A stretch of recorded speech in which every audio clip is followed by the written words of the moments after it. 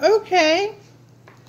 So you have the football team, right? The football team, yeah, football team, team player, poor little sports team. We say they're still poor on the football team.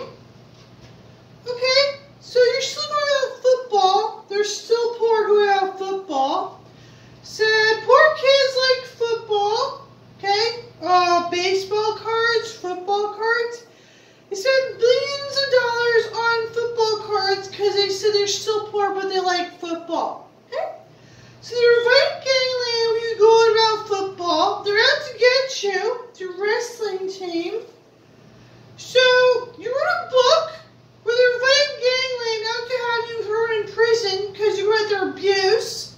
Right gangland, they threw your ass in jail with all your meddlesome stuff, right? So you're meddlesome. You're not really marketing fashion. They threw your ass in jail. So you wrote this book, not really marketing fashion.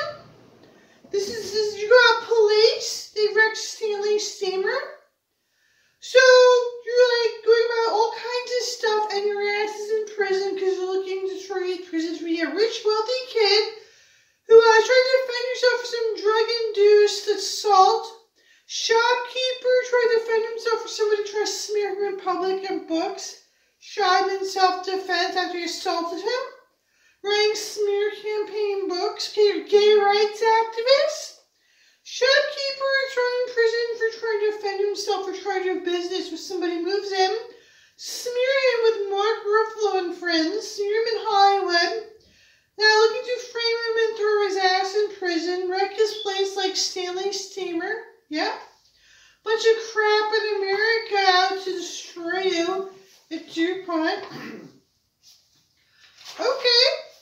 Spectators. Another thing we love about sports is that we can all be a part of the game. In many ways, the competition is as much about the spectators as it is about the competitors. Fans are just excited about the victory as are the athletes. They cry just as sorrowfully as the athlete when he or she loses. Oh. Most athletic events, from wrestling to baseball, are staged events where they put part of the field of play as judged by its relationship with their viewing audience.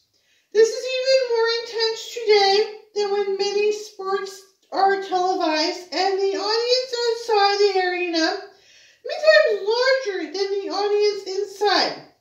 Many cases, the rules are even changed to accommodate the needs of the new television audience, such as timeouts for station breaks and advertisements.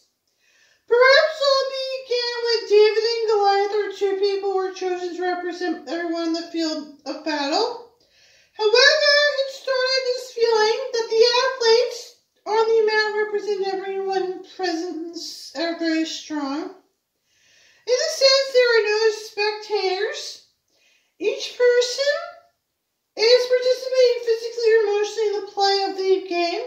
The athletes do things physically that we all wish we could do. This is vicarious fulfillment. We live in our dream through them. When we run our sprints, the wrestler pins. So they're living vicariously through these athletes. They wish they could be this person, right? When the pitcher sends a curveball, we're doing it too. If you don't believe that the spectator feels they are being represented on the field, just ask the football fans. They wish they could be this person. Just seeing this team make major error. That what play should have been run.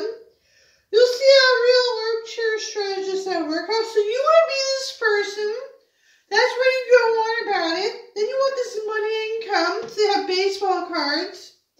This is all a fulfillment of oneself and self-image. What American boy hasn't dreamed is Joe Mantina? What American girls dream that they're Mary Lou Retton? And many of these boys and girls are considered older than 21. So they said they want to be a sports team because they try.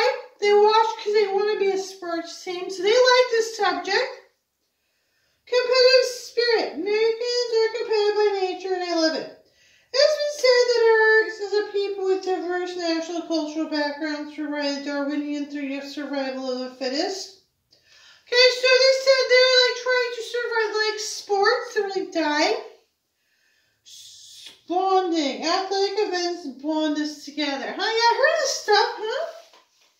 The True Believer. 1951, the late Eric Hoffer, a longshoreman genius on understanding the nature of mass movements, wrote a book entitled The True Believer. The thesis of the book, True Believer is a hitchhiker in life looking for an ism to catch a ride with. It is more important to find an ism to believe in than a specific which ism. Converted are the easiest to convert. Now there is no longer a prized national policy in Western democracies. Now education has weakened the hold of blind loyalty to governments and now make mass translated American mobility, have weakened our distrust of people who are different from ourselves. Mass movement have lost their appeal, but the basic need in people was met by participating in mass movements is still present. There is still the intense need for belonging, heightened by the sense of alienation caused by industrial post-industrial work system sharpened by the need to feel a sense of fulfillment. So one's own daily life. Life for most people is routine, therefore very little creative activity to enthusiastic causes. They do things each day, look just like the things they did the day before. This often robs them of a feeling of excellence, progress, or meaning. Simply, many are prone to echo the old Peggy Lee song that all there is. Religious or service activities fills their void for many. But many others, sports is the only mechanism they have found to fill that place in their hearts, okay? So they want to belong, they want to be a sports team, they admire sports teams, right? So they try to make money somehow because they want to be a group activity. They like sports teams, this is who they want to be. Then you interrupted my life and mental health, so they like sports teams, but then I was in a mental word because you like sports teams, you attack me, you didn't get your money and pay. You got sports teams and the doctor's bills for the football team. You didn't get your money and pay. These are men in prison because of you. So you go on your sports teams and football. You didn't get your money and pay, so he's dead in jail. So fashion. You said he's in prison because of you. You didn't get the money you want because you like football. You didn't get what you want through doctor bills in prison and army. So you don't get what you want. He's dead in jail because you couldn't even read the book. Couldn't even read the book to sell because you asked him for something. You want your book? Couldn't read the book. He went in jail because he's trying to lock him in prison. So you couldn't really read the book. You didn't get what you want, so you locked him in jail. Okay? That's not a great way to make money. So you didn't get what you want. You couldn't read the book to buy and sell the book, so you locked him in jail.